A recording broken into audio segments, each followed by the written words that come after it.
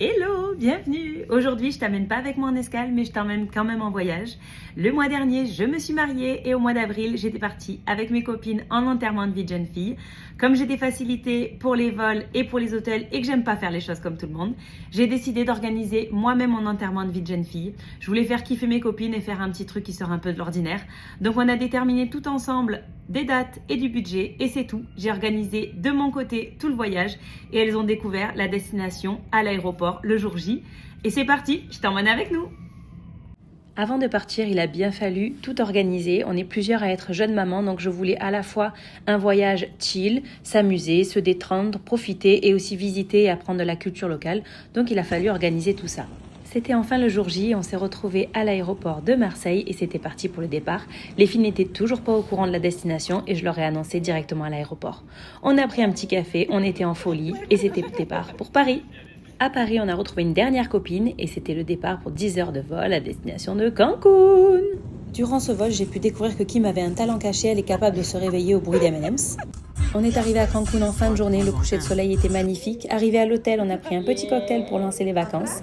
On est allé manger dans un petit restaurant local et je suis passée en cuisine. La patronne m'a montré comment faire un délicieux guacamole et maintenant j'ai plein d'astuces. On s'est réveillé le lendemain matin, on était au paradis. Les vacances étaient lancées et on avait hâte de tout découvrir. On s'est fait du coup 2 nouvelles amies, très sympathiques mais pas très bavards.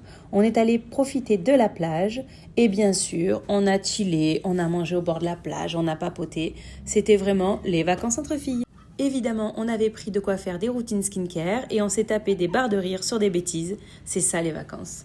Le lendemain matin, on s'est levé hyper tôt et on est allé visiter de bonne heure Chichén Itzá. C'était super d'être là-bas de bonne heure puisqu'il n'y avait personne, le site était pour nous. On n'avait pas les grosses chaleurs donc c'était agréable de pouvoir visiter. Je vous conseille évidemment d'y aller à l'ouverture, c'est le meilleur moment pour visiter. J'avais réservé pour la journée un guide qui parlait français. Il nous a donc fait visiter les lieux. Il nous a parlé de comment était la vie à l'époque, comment ils ont construit tout ça, comment est la vie aujourd'hui dans le pays. C'était très intéressant. J'ai visité plusieurs fois Chichén Itzá et d'autres lieux et j'ai appris énormément de choses avec ces services. Donc si vous pouvez le faire, faites-le, c'est vraiment super.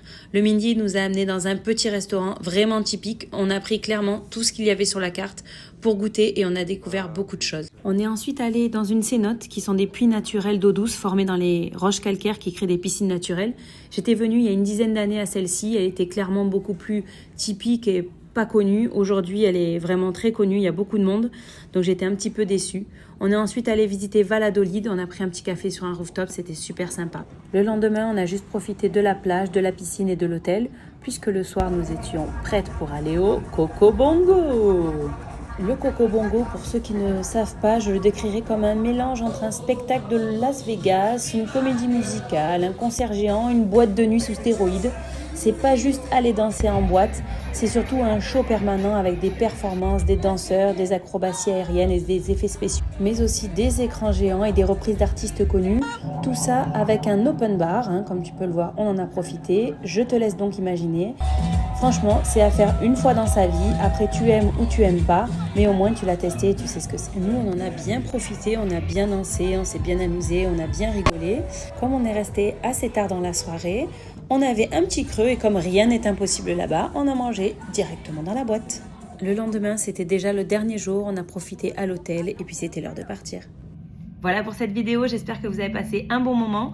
On a surtout pris le temps pour être entre copines, pour rigoler et pour déconnecter. On n'a pas énormément filmé, puis on a gardé des petites choses secrètes. On se retrouve bientôt pour de nouvelles escales. En attendant, portez-vous bien, profitez de l'été. Ciao!